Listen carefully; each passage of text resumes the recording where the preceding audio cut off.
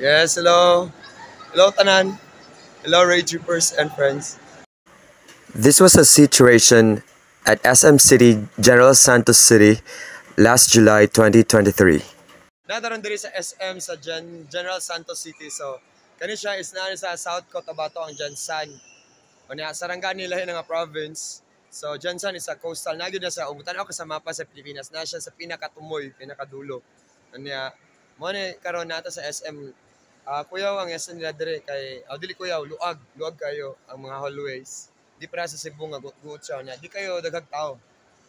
So, tulo ra siya ka floors. Luag yun siya, hamugaway. Kanang dili kayo laagan kay kanang wala kayo daghang tao niya. Luag jud. Oh. Pwede kuanan, pwede agi-agbas.